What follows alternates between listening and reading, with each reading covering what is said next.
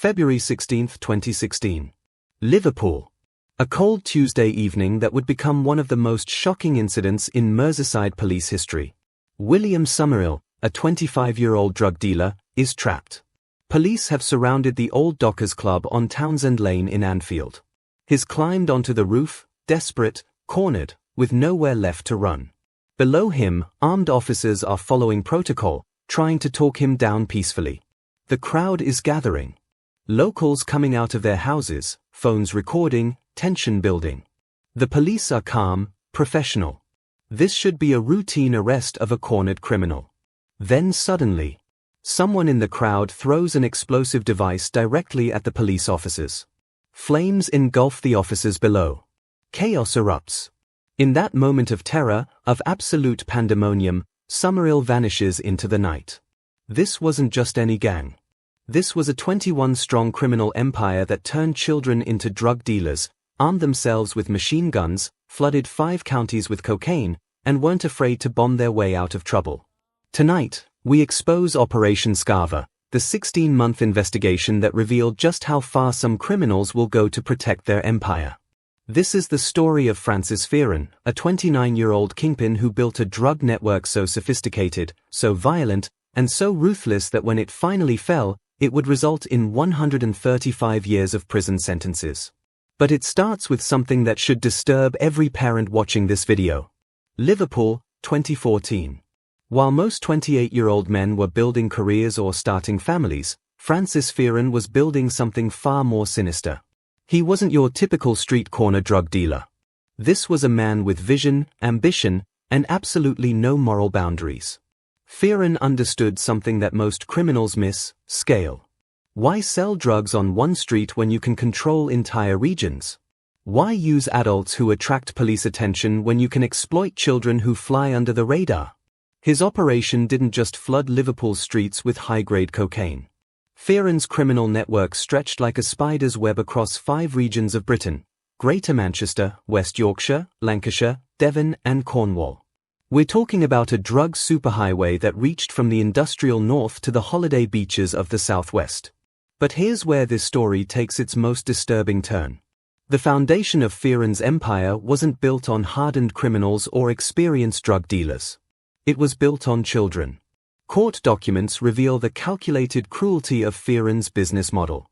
They employed at least 2 under-16s to deal their drugs because police would be less suspicious of them. Read that again. These weren't teenagers who got in with the wrong crowd. These weren't kids who made bad choices. These were deliberately targeted, systematically recruited child soldiers in a criminal war. Picture this: while their classmates were worried about GCSEs, homework, and weekend plans, these children were carrying Class A drugs across county lines. They were facing the constant threat of violence from rival gangs. They were being groomed, manipulated, and destroyed by adults who saw them as nothing more than disposable assets. One of the defendants sentenced was just 16 years old. Another was 16. Think about the 16-year-olds in your life. Think about their innocence, their potential, their whole lives ahead of them. Now imagine Francis Fearon deliberately targeting them, exploiting their vulnerability, turning them into criminals before they'd even finished school. Stephen Harrison, 28 years old. Jamie Jarvis, 29. Edward Murphy, 26. These were grown men, adults in their prime, who looked at children and saw opportunity. They saw profit. They saw expendable foot soldiers who could be sacrificed to protect the real moneymakers at the top. The recruitment was systematic. They targeted vulnerable kids, often from broken homes, often already struggling with poverty or family problems. They offered them money, status, protection. They made them feel important, valued, part of something bigger. It's the classic grooming playbook, but applied to drug dealing on an industrial scale.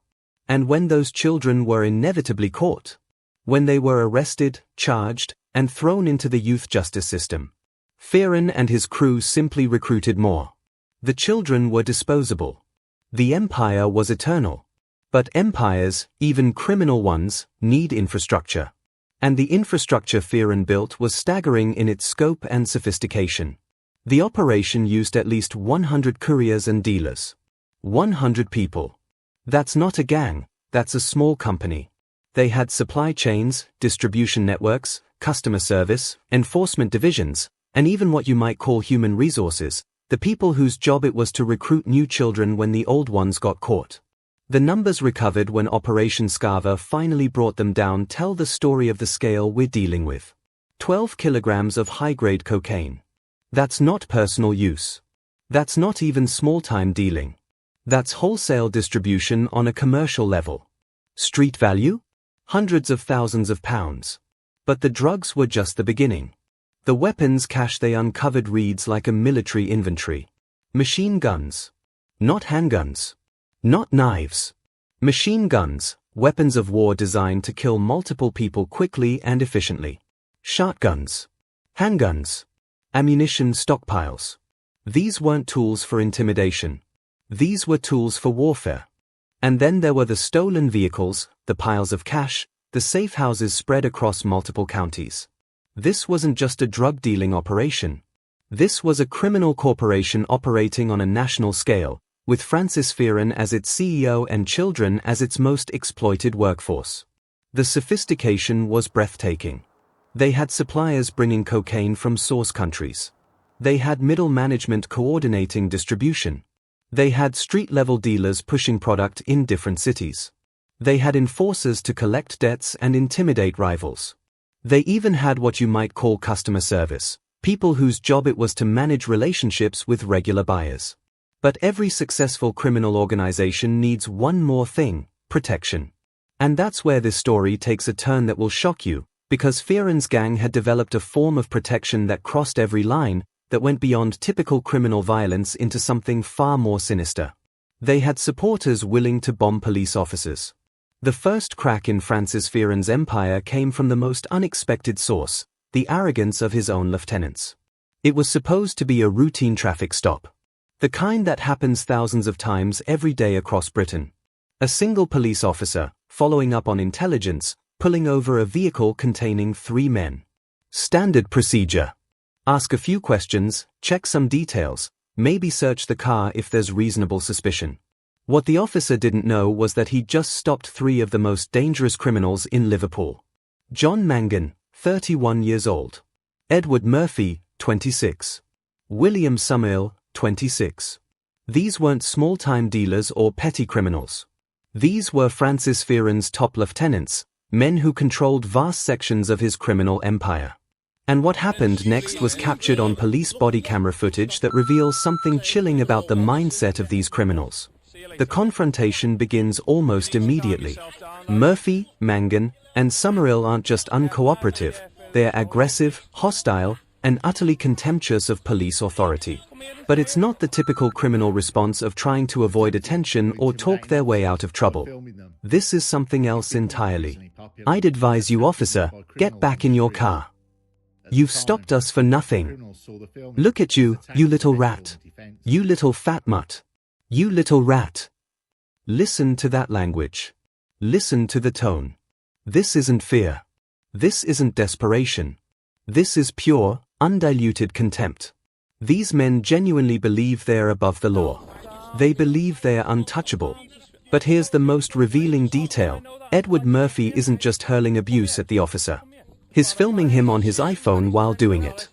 Think about what that tells us about Murphy's mindset. He's not trying to avoid attention. He's not worried about evidence. He's so confident in his own invincibility that he's creating a permanent record of himself committing a crime. The officer, to his credit, remains professional throughout the encounter.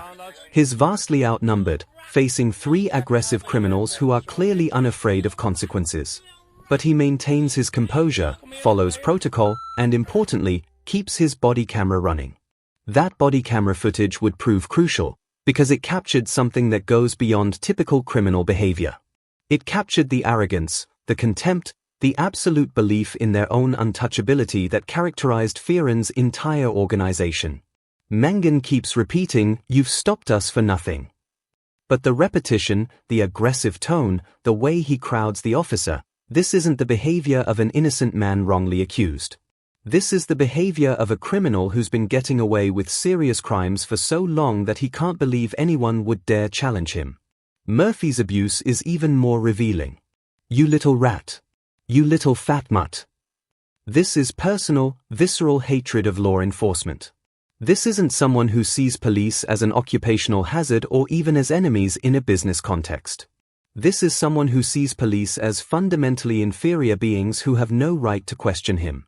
The confrontation ends with Murphy and Summerhill storming off, refusing the officer's request to remain for questioning. In most cases, that would be the end of it. 3 criminals get away, probably disappear back into their network, maybe lay low for a while. But Murphy had made a critical error. That confrontation, that display of arrogance and contempt, that body camera footage, it put them directly on the radar of Operation Scarva, a 16-month investigation that was already beginning to map the structure of Fearon's criminal empire. Within months, the net was closing. Intelligence was being gathered. Surveillance was being established. Phone calls were being monitored. The gang that thought they were untouchable was about to discover that their biggest weakness wasn't their enemies, it was their own arrogance. But catching an organization this sophisticated, this well-armed, and this ruthless wouldn't be straightforward. These weren't criminals who would come quietly. These weren't men who would surrender when cornered. And when the pressure finally became too much, when William Summerhill found himself trapped on that rooftop in February 2016, the gang's response would cross every line of acceptable criminal behavior. Because they had supporters willing to literally blow up police officers to protect them. February 16, 2016. Old Dockers Club, Townsend Lane, Liverpool. A Tuesday evening that would become one of the most shocking incidents in the history of British policing. William Summerhill, 25 years old, trusted lieutenant in Francis Fearon's drug empire, controller of safe houses, handler of cocaine stockpiles worth hundreds of thousands of pounds. He's been cornered by Operation Scarva officers who have been tracking his movements for months. But instead of surrendering, instead of accepting arrest like most criminals when they are finally caught, Summerhill does something that defies belief and reveals the desperation at the heart of this criminal organization. He climbs onto the roof of the Old Dockers Club. Picture this scene unfolding on a cold February evening in Anfield. Armed police units surround a working men's club in a residential area. Above them, silhouetted against the darkening sky, a desperate criminal is trapped with nowhere to go. The building is surrounded. There are officers on every exit. Backup is arriving. This should be a textbook arrest of a cornered suspect. The police response is everything it should be. They follow protocol to the letter. No unnecessary aggression. No rushing in with guns drawn. They establish a perimeter, secure the area, and begin trying to talk Summerhill down. This is how professional law enforcement handles a dangerous situation, with patience, de-escalation, and respect for human life even when dealing with serious criminals. Officers are calling up to Summerhill, trying to convince him to surrender peacefully. They're offering guarantees of safety. They're explaining that his situation is hopeless but that he won't be harmed if he comes down voluntarily. Standard negotiation tactics used in these situations. Meanwhile, word is spreading through the neighborhood. People are coming out of their houses. Phones are being raised to record the scene. A crowd is gathering, as crowds always do when something dramatic is happening in their community. But this isn't just any crowd. This is Anfield, an area where Francis Fearon's organization has been operating for years. Where they've been recruiting children, intimidating rivals, and building relationships with people who benefit from their criminal enterprise. And someone in that crowd makes a decision that crosses every conceivable line of acceptable behavior. They throw an explosive device directly at the police officers. Let me be absolutely clear about what we're talking about here. This wasn't a bottle thrown in frustration. This wasn't a brick hurled in anger. This was an explosive device, a weapon designed to cause serious injury or death, thrown deliberately at law enforcement officers who were doing their job. Witnesses described flames engulfing the police below. Think about what that means.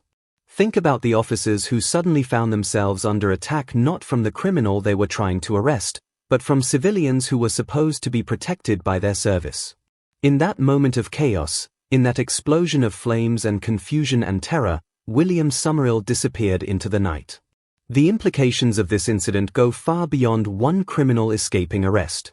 This was domestic terrorism in support of organized crime.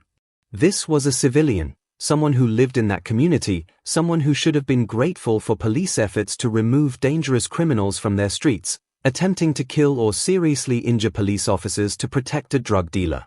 What kind of criminal organization inspires that level of loyalty? What kind of community relationships had Fearon's gang built that civilians were willing to commit acts of terrorism on their behalf? The answer reveals something deeply disturbing about how organized crime can embed itself in communities.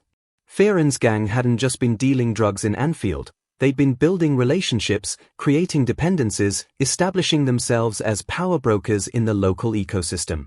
Maybe they'd been providing protection to local businesses. Maybe they'd been offering financial support to struggling families. Maybe they'd been positioning themselves as the real authority in the area, more reliable and more responsive than official institutions.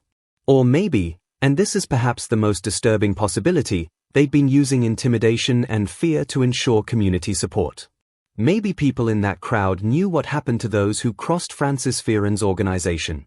Maybe that explosive device was thrown not out of loyalty, but out of terror of what would happen if they didn't support the gang when it mattered. Either way, the incident revealed that this wasn't just a criminal organization. This was a criminal organization with civilian support networks willing to commit acts of violence against law enforcement. The bombing changed everything. What had been a sophisticated drugs investigation suddenly became something much more serious. This gang wasn't just dealing cocaine and exploiting children, they were actively at war with the police, using weapons of terrorism to protect their criminal enterprise. Operation Scarva expanded. Resources were increased. The investigation intensified. Because now it wasn't just about drug dealing. It was about domestic terrorism in support of organized crime. And the more they investigated, the more shocking the scope of Fearon's empire became. The explosive device incident at the Old Dockers Club changed the entire nature of Operation Scarva. What had begun as a drugs investigation targeting regional cocaine distribution suddenly became something much larger, much more serious, and much more urgent. Detective Superintendent Lee Turner of Merseyside Police found himself leading one of the most complex organized crime investigations in the force's history. This wasn't just about catching drug dealers anymore. This was about dismantling a criminal corporation that had demonstrated it was willing to use domestic terrorism to protect its operations. The scope of the investigation that followed was breathtaking.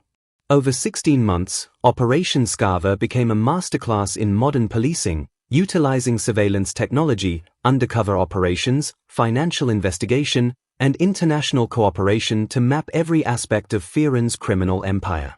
The numbers tell the story. Over 100 people were arrested during the course of the operation. Think about that for a moment. 100 people. That's not a gang, that's a small company. That's more people than work in most offices, more people than attend most wedding receptions. Francis Fearon hadn't just built a drug-dealing operation, he'd built a criminal corporation with employees, management structures, specialized roles, and complex operational procedures. The geographical scope was equally staggering. Intelligence gathered during the investigation revealed that Fearon's network operated across 5 distinct regions: Merseyside, Greater Manchester, West Yorkshire, Lancashire, Devon, and Cornwall. This wasn't a local Liverpool gang that occasionally ventured outside their territory. This was a national criminal organization with established distribution networks, supply chains, and customer bases spanning the entire length of England. The sophistication of the operation became clear as investigators peeled back layer after layer of criminal organization. At the top sat Francis Fearon, the 29-year-old kingpin who controlled supply and strategic direction. Below him were his trusted lieutenants, Stephen Harrison, Jamie Jarvis, Edward Murphy, and others, each controlling specific aspects of the operation. But the real revelation was the structure below the leadership level. This wasn't a loose association of criminals working together when convenient. This was a hierarchical organization with clear roles, responsibilities, and reporting structures. There were suppliers responsible for acquiring cocaine from source countries and arranging importation. There were wholesalers who took bulk quantities and broke them down for regional distribution. There were middle managers who coordinated activities across different geographical areas. There were street-level dealers who handled direct sales to consumers. But perhaps most disturbing were the specialized roles that revealed the true callousness of Fearon's organization. There were debt collectors, enforcers whose job was to intimidate and threaten customers who didn't pay. There were recruiters whose specific responsibility was identifying and grooming vulnerable young people, particularly children, for exploitation as drug couriers. And there were what investigators termed security specialists, people whose job was to protect the organization through violence and intimidation. These weren't casual criminals who occasionally resorted to threats. These were individuals whose full-time role within the organization was the application of violence to protect business interests. The weapons cache uncovered during the investigation revealed just how serious these security specialists were about their work. Machine guns, not the semi-automatic weapons sometimes mislabeled as machine guns in media reports, but actual automatic weapons capable of firing multiple rounds with a single trigger pull. These are military weapons, designed for warfare, illegal to possess under any circumstances in Britain. Shotguns, including sawed-off weapons modified for concealment and maximum damage at close range. Handguns of various calibers, many of them untraceable weapons that had likely been smuggled into the country specifically for criminal use. Thousands of rounds of ammunition, stockpiled in safe houses across multiple counties. This wasn't a collection of weapons acquired for protection or intimidation. This was an arsenal prepared for warfare. The scale and sophistication suggested that Fearon's organization was prepared for extended armed conflict with either rival criminals or law enforcement. The financial investigation revealed the true scope of the criminal enterprise. When investigators finally tallied the proceeds of Fearon's operation, they found evidence of drug trafficking worth millions of pounds. The 12 kilograms of cocaine seized during arrests represented only a snapshot of the organization's inventory. Intelligence suggested that similar quantities were moving through their distribution network every few weeks. But following the money revealed something even more disturbing than the scale of drug trafficking. Fearon's organization had been systematically laundering criminal proceeds through legitimate businesses, property investments, and complex financial arrangements designed to obscure the source of their wealth. They owned properties across multiple counties. They had investments in legitimate businesses that provided cover for money laundering activities. They maintained multiple bank accounts under various names, using identity theft and document fraud to create financial profiles that could absorb large cash deposits without triggering suspicious activity reports. The investigation revealed that some members of the organization were living lifestyles completely incompatible with their declared incomes. Expensive cars, luxury holidays, high-end consumer goods, all funded by cocaine sales and child exploitation, but presented to the world as the rewards of legitimate business success. Perhaps most chilling was the discovery of recruitment materials, evidence that the organization had developed systematic approaches to identifying and grooming vulnerable young people for exploitation. They had profiles of target demographics, areas where recruitment was most successful, and even training materials for the adults responsible for bringing children into the organization. The level of planning, organization, and systematic exploitation revealed by Operation Scarva painted a picture of a criminal enterprise that had moved far beyond opportunistic drug dealing into something approaching organized crime on the scale typically associated with international criminal organizations. But every empire, no matter how sophisticated, has weaknesses. And Francis Fearon's weakness was the same arrogance that had led his lieutenants to abuse police officers on body camera footage. They believed they were untouchable. They believed they were smarter than law enforcement. They believed their empire would last forever. They were about to discover how wrong they were. Of all the shocking revelations that emerged from Operation Scarva, none was more disturbing than the systematic exploitation of children by Francis Fearon's criminal organization. This wasn't simply a case of teenagers making bad choices or getting involved with the wrong crowd. This was calculated, deliberate, and systematic child abuse disguised as business strategy. The court documents make for difficult reading. They reveal an organization that specifically targeted children because they were less likely to attract police attention, more easily manipulated, and ultimately more disposable than adult criminals.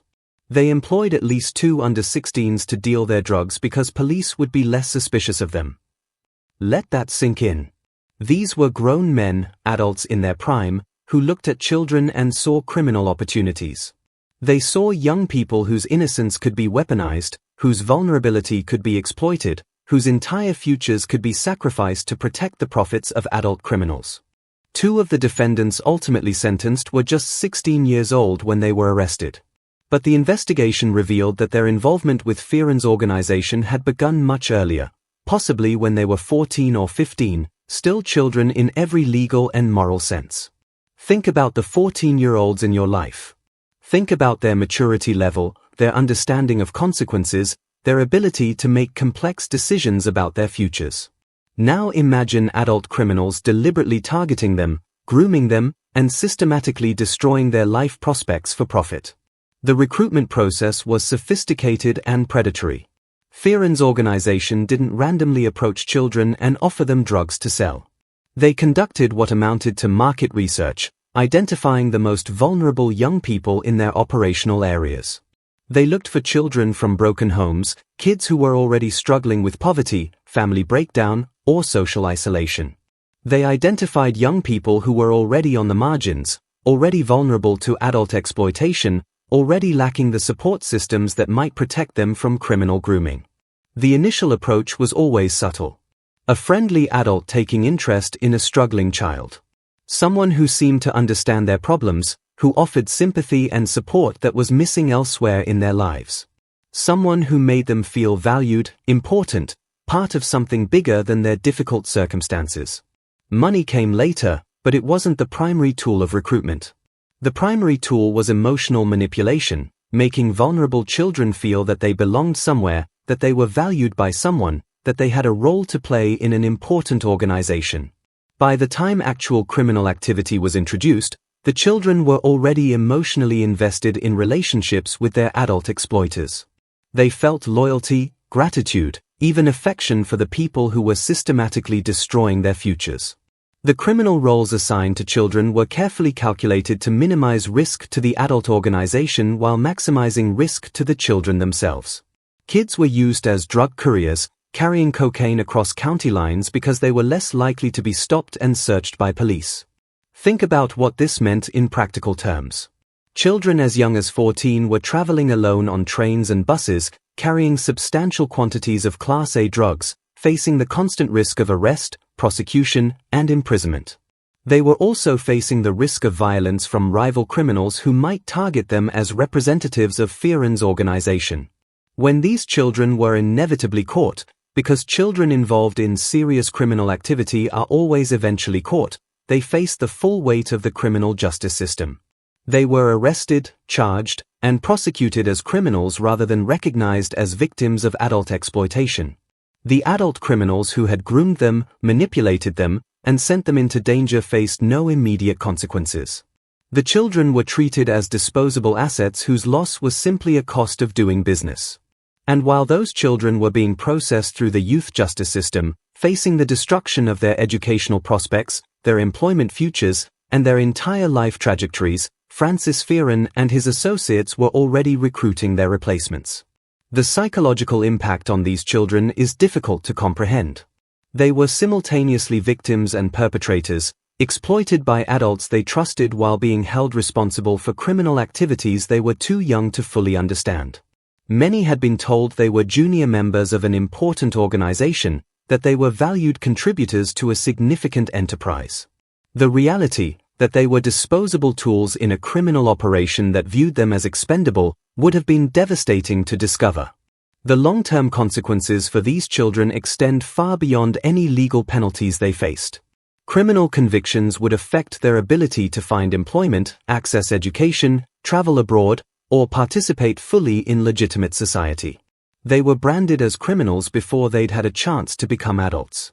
But perhaps most tragically, many of these children had been so thoroughly groomed and manipulated that they continued to feel loyalty toward the organization that had exploited them. Even after arrest, even after prosecution, even after witnessing the adult criminals abandon them to face consequences alone, some maintained their allegiance to Francis Fearon's gang. This psychological manipulation is the hallmark of sophisticated child abuse. The victims are made to feel complicit in their own exploitation, responsible for protecting their abusers, grateful for attention that is actually predatory. The investigation revealed that Fearon's organization had developed specific techniques for maintaining control over child recruits. They created artificial family structures where adult criminals positioned themselves as father figures or older brothers to vulnerable children lacking stable family relationships. They used a combination of rewards and threats to maintain compliance, treating children well when they performed criminal tasks successfully, but making clear the consequences of betrayal or disobedience. They isolated children from legitimate support networks, encouraging them to see the criminal organization as their primary source of identity and belonging. Most chillingly, they normalized criminal activity for these children, making drug dealing seem like ordinary work, making exploitation seem like opportunity, making victimization seem like partnership. The revelation of systematic child exploitation transformed public perception of Operation Scarva. This wasn't just a story about adult criminals making bad choices. This was a story about the deliberate destruction of children's lives for profit. It was also a story about failure of social services to protect vulnerable children, failure of communities to recognize and report child exploitation, failure of institutions to prioritize child welfare over criminal justice outcomes. But most importantly, it was a story about the true cost of organized crime. The drugs, the weapons, the money laundering, these were serious crimes with serious consequences. But the systematic exploitation of children revealed the moral bankruptcy at the heart of Francis Fearon's criminal empire. These children deserved protection. They deserved opportunity. They deserved the chance to grow up safely and make their own choices about their futures. Instead, they became footnotes in a criminal enterprise that viewed them as nothing more than tools to be used and discarded in pursuit of profit. Liverpool Crown Court, September 2017. After 16 months of investigation, surveillance, and careful evidence gathering, the moment of reckoning had finally arrived for Francis Fearon's criminal empire. The courtroom was packed. Families of victims, police officers who had worked on Operation Scarva, journalists covering what had become one of the most significant organized crime cases in Merseyside's history, and members of the public who had lived in communities terrorized by this criminal organization. 21 defendants sat in the dock, representing every level of Fearon's hierarchical criminal enterprise. From the kingpin himself down to teenage couriers, from weapons specialists to money launderers, the entire structure of the organization was laid bare before the court. The evidence presented during the trial painted a comprehensive picture of systematic criminal activity spanning multiple years and multiple counties. Prosecutors outlined the scope of the drug trafficking operation, the exploitation of children, the stockpiling of military-grade weapons, and the bombing of police officers during William Summerill's rooftop escape. Francis Fearon, 30 years old, sat at the center of it all. The man who had built this empire of exploitation and violence, who had turned children into drug couriers and authorized the stockpiling of machine guns, who had created a criminal corporation that terrorized communities across 5 counties. When Judge Clement Goldstone QC began announcing sentences, the courtroom fell silent. The gravity of what these criminals had done, the scope of their operation, and the severity of their crimes were about to be reflected in the justice system's response. Francis Fearon, 11 years and 4 months in prison. The sentence reflected not just Fearon's role as the kingpin of the operation, but the particular cruelty of his systematic exploitation of children. The judge noted that Fearon had been the driving force behind the recruitment of vulnerable young people, the architect of a system that destroyed children's lives for profit. Stephen Harrison, 28 years old, 11 years and 4 months in prison. Harrison had been one of Fearon's most trusted lieutenants, responsible for coordinating drug distribution across multiple counties and overseeing the recruitment and management of child couriers. Jamie Jarvis, 29 years old, 11 years and 4 months in prison. Jarvis had controlled significant portions of the organization's weapons cache and had been instrumental in establishing the gang's reputation for violence and intimidation. Edward Murphy, 26 years old, 11 years and 4 months in prison. Murphy, the man whose arrogance had been captured on police body camera footage, who had called a police officer a fat mutt and a rat, received the same sentence as his co-conspirators. His contempt for law enforcement, displayed so clearly in that confrontational footage, had ultimately contributed to the downfall of the entire organization. The 4 identical sentences for the organization's leadership reflected the court's recognition that this had been a collective criminal enterprise where responsibility was shared among the top tier of the organization. But the sentences didn't stop there. The remaining 17 defendants received terms ranging from 12 months to 8 years, reflecting their various roles within the criminal hierarchy. John Mangan, 31 years old, the man who had repeatedly told the police officer, "You've stopped us for nothing," received 8 years and 8 months. His sentence reflected his senior role in the organization and his aggressive contempt for law enforcement. William Summerall, 26 years old, the man whose rooftop escape had led to the bombing of police officers, received 7 years and 8 months. Despite escaping arrest during that dramatic incident, he had ultimately been caught and held accountable for his crimes. The mid-level managers and enforcers received sentences ranging from 6 to 8 years, reflecting their significant roles in drug distribution, money laundering, and violence.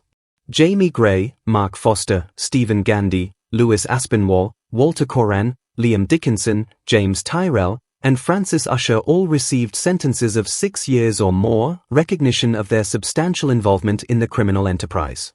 The couriers and lower-level dealers received shorter sentences, but even these reflected the seriousness of their crimes. Callum Armitage, just 19 years old, received 4 years.